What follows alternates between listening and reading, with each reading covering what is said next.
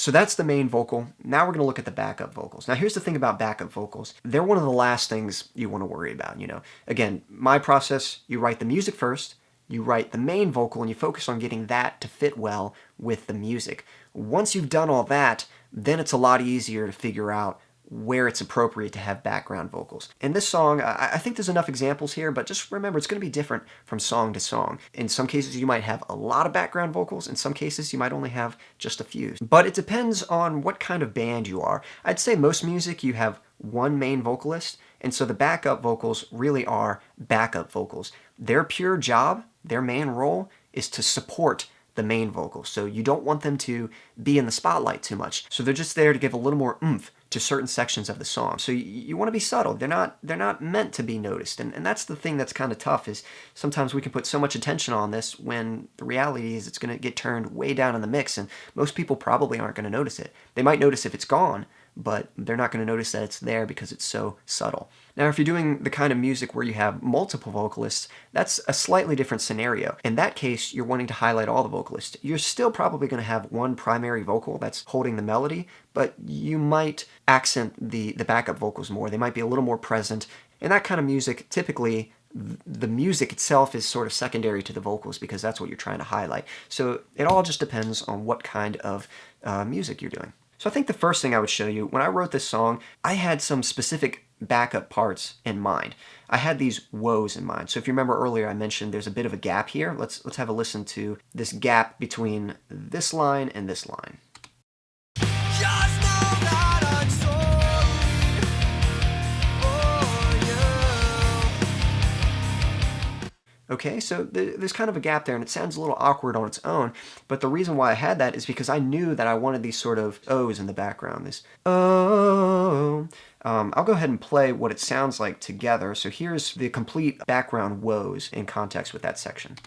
Just know that I'm sorry for you. So for a section like this, it's pretty simple. The basic melody is this part here. Whoa, so sorry. And I've got that divided. I've got one part of that singing in my falsetto, so it's the higher part of that melody. Whoa,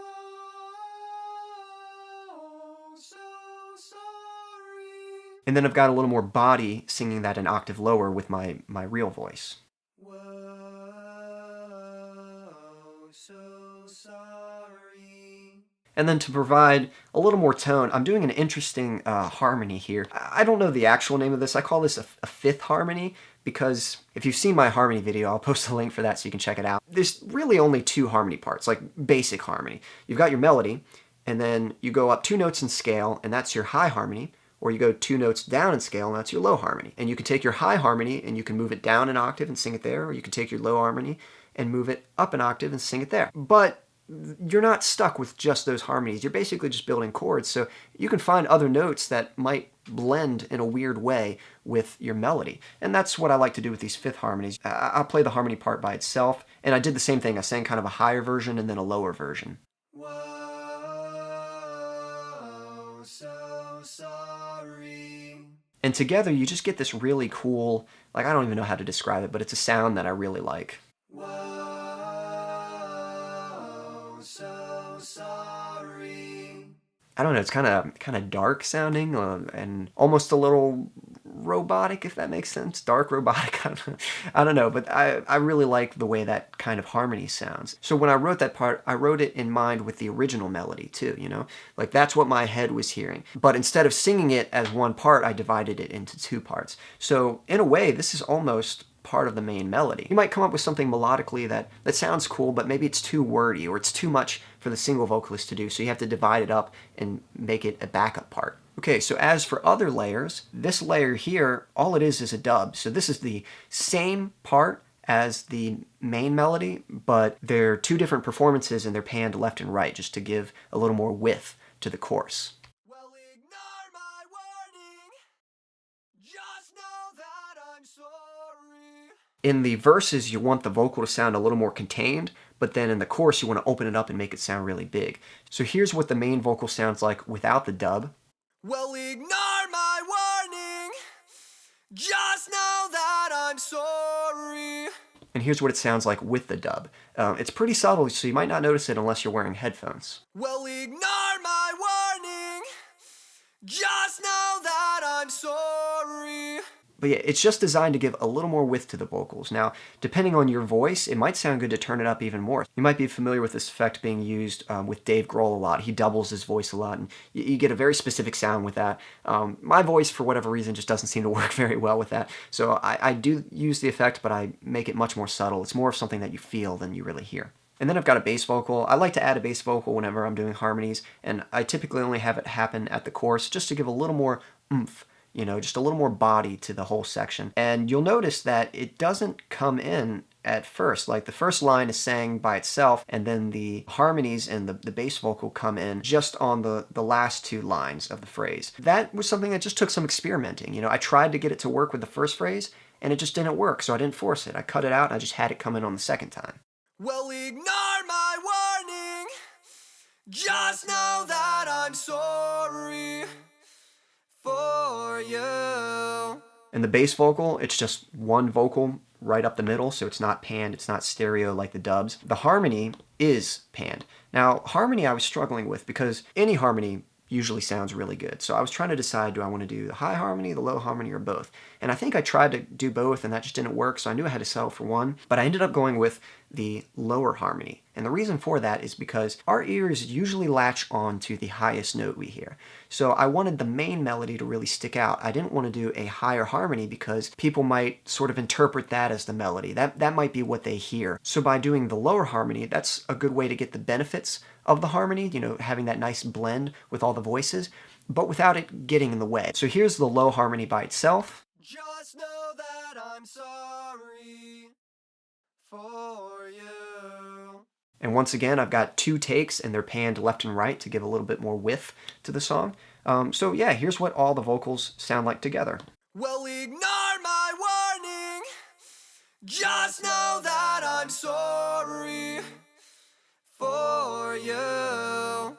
And you might be surprised how quiet you actually turn down those background vocals. I think that's a problem is you want to hear them, but they really need to be subtle. They're louder than you think they are. I'll usually mix them in my headphones, and I'll get them just loud enough to where I can kind of start to feel them and where I feel like they're supporting. But the main vocal is considerably louder than the backup vocals. Now, this was all I did for this particular song, but again, it's going to change from song to song. You might have a high harmony and a low harmony. You might have several layers of those harmonies, you know, singing on different octaves. It just depends on the kind of music you're doing or the kind of song that you're doing. It's pretty common for the verses to just have the main vocal. And I've done other songs before where maybe it might be just a certain line, like just one or two lines where a harmony will come in. Like maybe every other phrase a harmony comes in, but it's not very common to have a harmony singing the whole time through a verse. So real quick, I want to take a moment and talk about the process of actually recording all of these backup vocals, which is very challenging if you're doing it by yourself. Ideally, you would actually have someone else sing the backup vocals. You don't typically want your main vocalist to be doing the backup vocals as well, because different voices seem to blend together better than the same voice. First off, focus on the main vocal first. Don't worry about all the background stuff. Get your main vocal good first, and then that's going to be kind of the outline for the background vocals. But what I'll do is, in order to help me with my pitch, I actually create these little piano tracks. You can see them here. It's just the piano playing the melody of the song, and that way I can hear this in my headphone when I'm recording and kind of focus on getting my pitch right. And I can also use this as a comparison when I'm listening back. Just listen to the song and how it syncs and making sure that my pitch is good.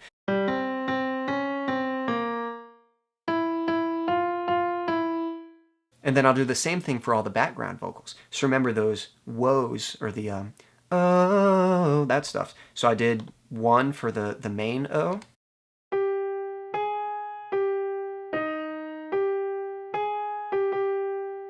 And then I did one for the harmony.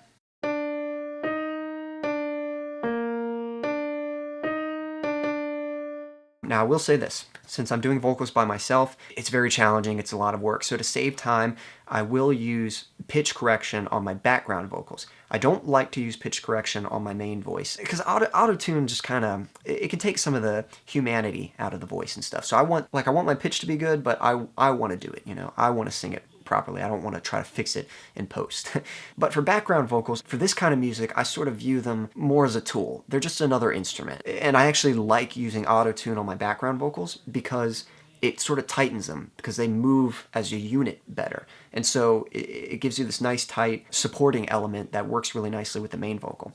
But for the main vocal, no auto-tune. Now, if you're doing a style of music where you have multiple vocalists, it might be a different scenario. Again, you're trying to highlight the talent of all these vocalists singing together, so you wouldn't really want to use auto-tune in that situation. So only in the situation where your background vocals are a supporting element and not something that you're trying to showcase, that's when I think it's okay to use something like auto-tune. Now, aside from harmonies, there's actually a lot you can do with backup vocals. They're not always just harmonies. There's a lot of interesting textures or effects that you can use with your voice. If we look at the main vocal here at the beginning of the song, I've got this kind of radio effect. That's a classic effect that sounds really cool.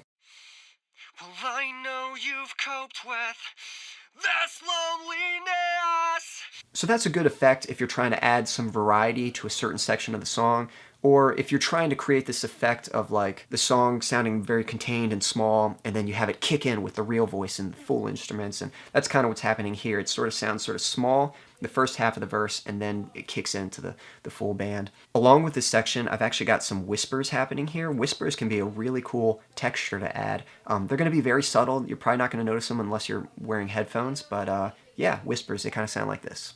Well, I know you've coped with. Here's what it sounds like with the main vocal. Well, I know you've coped with.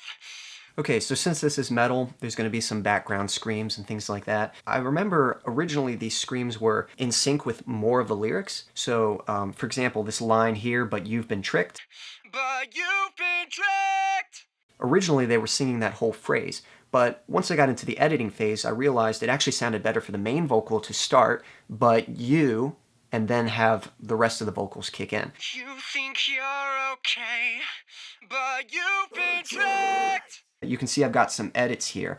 That might sound kind of weird on its own, but in context with the music, it was the right kind of build-up. So that's the thing too, is with the main vocal, I usually want to get it as right as I can, but the background vocals, I kind of treat them more like other instruments, other tools to support the song, so I'm okay with cutting them up and doing weird edits and things like that. Now, for the background screams, there's typically two kinds that you do. You usually have your low growls and your high screams. So those two blend together to create a lot of punch and impact. And again, you'll notice with these edits, I have this kind of fade happening in just to make it soft, but it's just sinking in with the last bit of each phrase. But you still let go. So, but you still let go, just that last bit there. Same thing with this line here. So you'll never know. You really just want to get the arrangement of your main vocal good. You want to make sure that's fitting with the music and that they're flowing. And then all your background elements, you're just supporting that main vocal. It's going to take some tests. You might not be able to write it out right away. You might need to just kind of record it and try it out. You might need to cut it up and edit and figure out what works best. And usually I like to have a test phase where I'll kind of do some test recordings and figure out my layers before I go in to record them. That way, there's less editing to do. If I know exactly what I like and I know what I need to record, then it's a lot easier for me to go in and just focus on doing a good job on that and then getting that to work later. But yeah, that's pretty much it. This is by no means the only way you have to do vocals, but hopefully this was a good enough example to give you some ideas and help you out with your main vocals and your background vocals. So, until next time.